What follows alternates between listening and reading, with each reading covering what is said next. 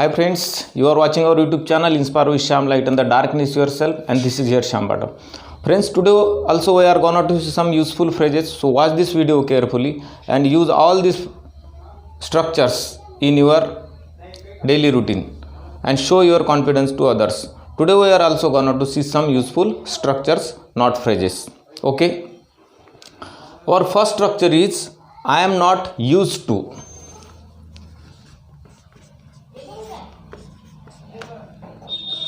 I am not used to.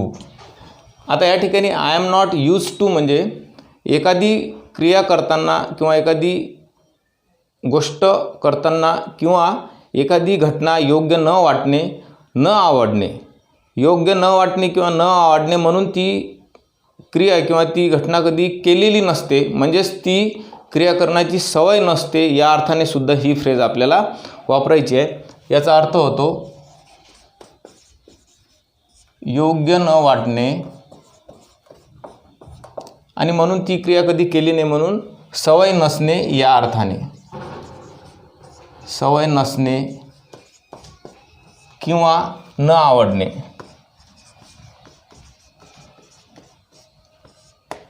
या अर्थाने ही phrase आपण वापरू शकतो. I am not used to. This structures we can use to something you are not familiar with it or you find it unusual. It's similar meaning that you don't like the same thing. म्हणजे अशी क्रिया की जी करताना तुम्हाला योग्य वाटत नाही किंवा तुम्ही ती क्रिया करताना तुम्हाला ते आवडत नाही. या अर्थाने. So we will see our first sentence. Number 1, I am not used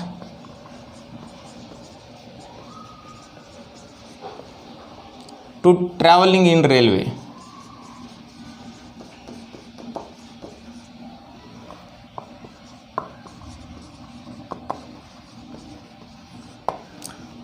I am not used to traveling in railway.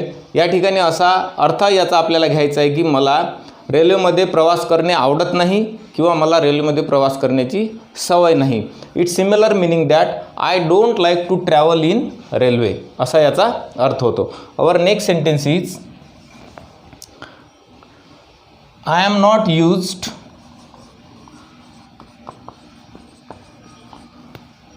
To swimming in the वेल.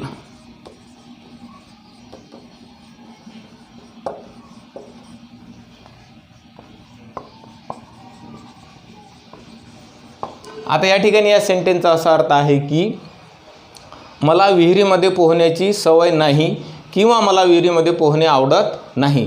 एखादी क्रिया आपण तेव्हाच करत नाही जेव्हा ती आपल्याला आवडत नाही आणि म्हणून ती क्रिया करण्याची सवयसुद्धा नसते. या अर्थानं आपल्याला घ्यायचं आहे I am not use to swimming in the well म्हणजे मला विहिरीमध्ये पोहण्याची सवय नाही किंवा आवडत नाही.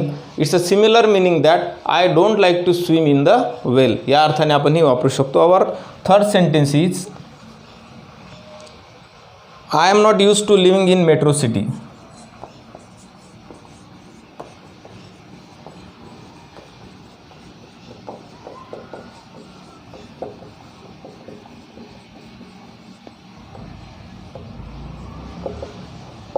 I am not used to living in metro city means मला मोठ्या शहरात राहण्याची सवय नाही किंवा आवडत नाही. या अर्थानं आपण हे स्ट्रक्चर वापरू शकतो. We can say it's similar meaning that I don't like to live in metro city. या अर्थाने सुद्धा. Our next and last sentence of this structure is I am not used to working with lazy friends.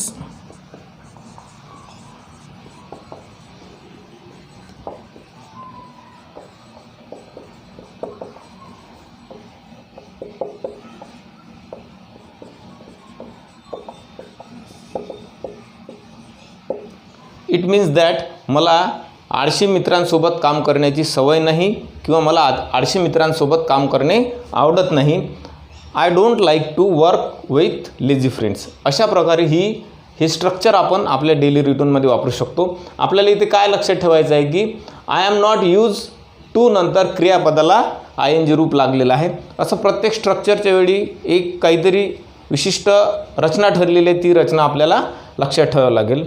Now our next structure is Our next structure is I won't have. I won't have. Here won't have means will not. won't have means will not. हे कॉन्ट्रॅक्शन्समध्ये आपण बघितलेलं आहे. यावर special video आहे की ज्याला संक्षिप्त रूप असं म्हणतो. असे संक्षिप्त रूप कोणत्या सहाय्यकारी क्रियापदांचे कसे येतात यावर आमचा एक स्पेशल व्हिडिओ आहे कॉन्ट्रॅक्शन्स, तो आपण पाहू शकता. आय वोंट हॅव मीन्स मी एखादे काम करण्याची किंवा कुणीतरी एखादं काम करण्याची परवानगी देऊ शकत नाही. परवानगी देऊ शकत नाही या अर्थाने.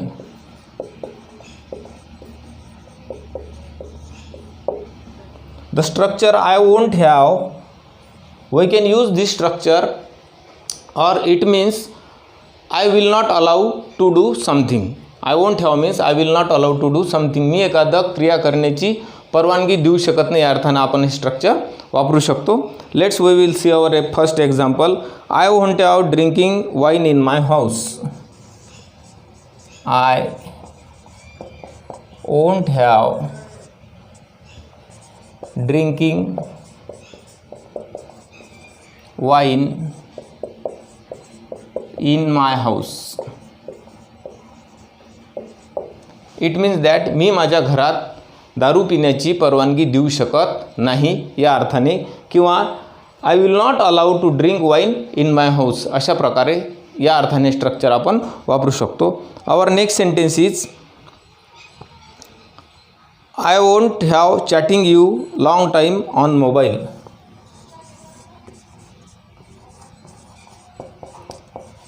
I won't have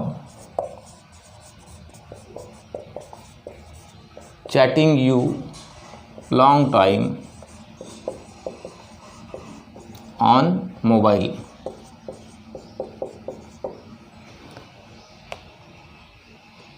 या स्ट्रक्चरचा असा अर्थ आहे की मी तुला मोबाईलवर खूप वेळपर्यंत चॅटिंग करण्याची परवानगी देऊ शकत नाही.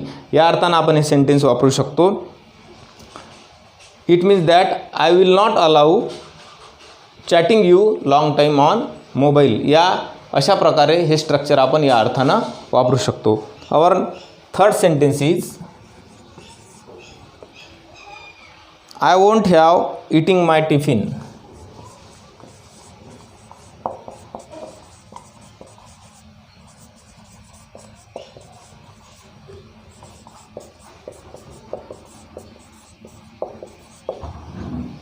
I won't have eating my tiffin means I will not allow eating my tiffin. मी माझा टिफिन किंवा माझा डब्बा तुम्हाला जेवण्याची परवानगी देऊ शकत नाही.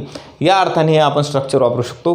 इथे सुद्धा आपल्याला लक्षात ठेवायचं की आय वोंट हॅव नंतर आपण जर बघितलं, आय वोंट हॅव या स्ट्रक्चरनंतर क्रियापदाला ING आहे. जशी रचना आहे ती रचना मात्र आपल्याला लक्षात ठेवावी लागेल. Now our third structure is I have got to.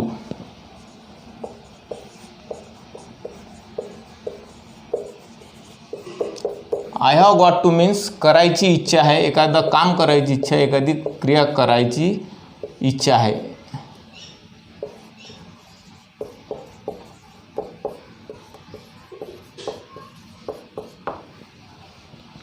We can use this structure when you have to wish to do something or you have wish to do something. You have to complete your work. म्हणजे जेव्हा तुम्हाला एखादं काम करण्याची इच्छा आहे तेव्हा तुम्ही हे स्ट्रक्चर वापरू शकता. Our first sentence is I have got to my house repaired.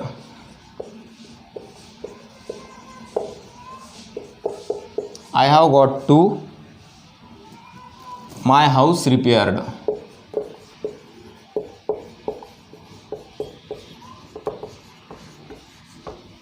मला माझं घर दुरुस्त करायची किंवा नूतनीकरण करण्याची इच्छा आहे. मला माझं घर दुरुस्त करायची इच्छा आहे. या अर्थाने आपण हे स्ट्रक्चर वापरू शकतो. I have got to my house repaired. Our next sentence is I have got to find job in international company.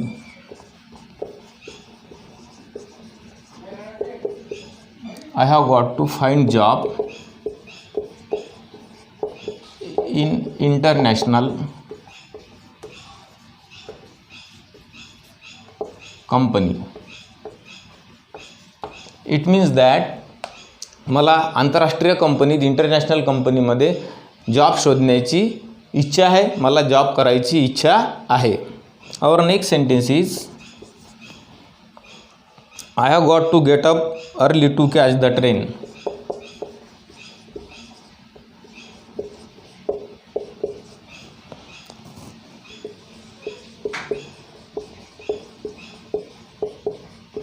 To catch the train म्हणजेच मला सकाळी लवकर उठून ट्रेन पकडण्याची इच्छा आहे या अर्थानं. कधी आय हॅव गॉट टू हे सेंटेन्स असं सुद्धा आपण याला कॉन्स्ट्रक्शनमध्ये लिहितो, त्यावेळेस सुद्धा या ठिकाणी आपल्याला समजायचं की हे आय हॅव या अर्थाने लिहिलेलं आहे. Our last sentence is I have got to win my father in law's trust. I have got to win my father-in-law's trust.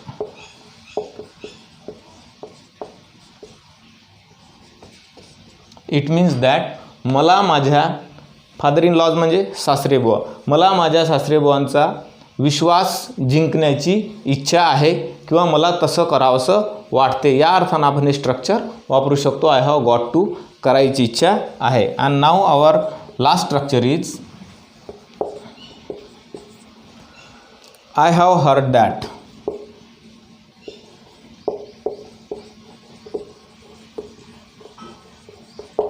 I have heard that. I have heard that म्हणजे मी ऐकलेले आहे, मी ऐकलेले आहे किंवा कुणीतरी ऐकलेले आहे या अर्थाने आपण ही स्ट्रक्चर वापरू शकतो. We can use this structure to talk somebody or to tell somebody that you are aware of something which is taking place, or you are aware of something that has already happened, or something is going to happen near future. म्हणजे अशी घटना ज्याबद्दल तुम्ही already ऐकलेलं आहे किंवा जी होणार आहे हे तुम्हाला माहीत आहे किंवा जी आता होण्यातच आहे, अशी क्रिया सांगताना तुम्हाला आय हॅव हर्ड दॅट हे स्ट्रक्चर वापरता येते. या ठिकाणी आपण हे आय हॅव हे कॉन्स्ट्रक्शन्स आहे, या वरच्याच स्ट्रक्चर पाहताना आपण बघितलेलं आहे, म्हणून याचा अर्थ आपल्याला घ्यावा लागेल I have. Our sentence is I have heard that lockdown will be announced. I have heard that lockdown will be announced.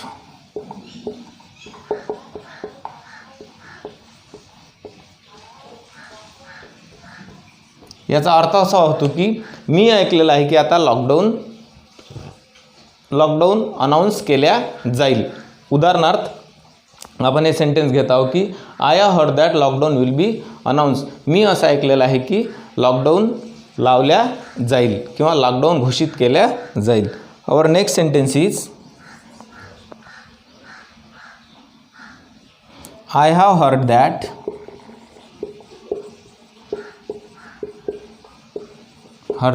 Mister Pathak has started YouTube channel for English speaking.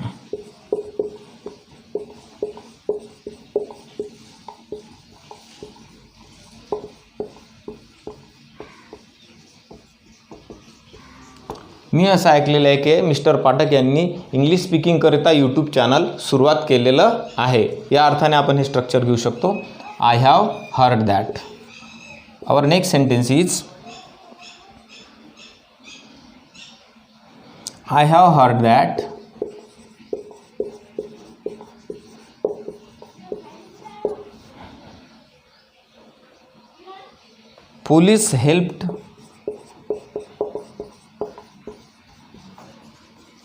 police helped many people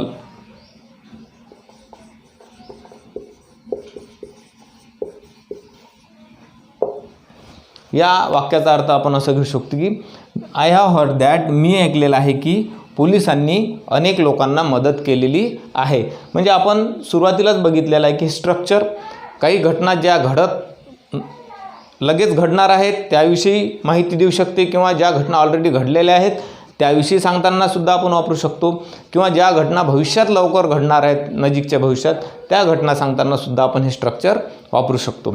so friends, we have seen these 4 structures today. Now what you have to do, you have to write down all sentences and make more practice to speak with confidence. In this way we saw this structure. Hope that you would like this video. If you like, don't forget to like and write in comments. Don't forget to watch or attend my next video, which is very important. Thanks for watching. Till then, bye bye.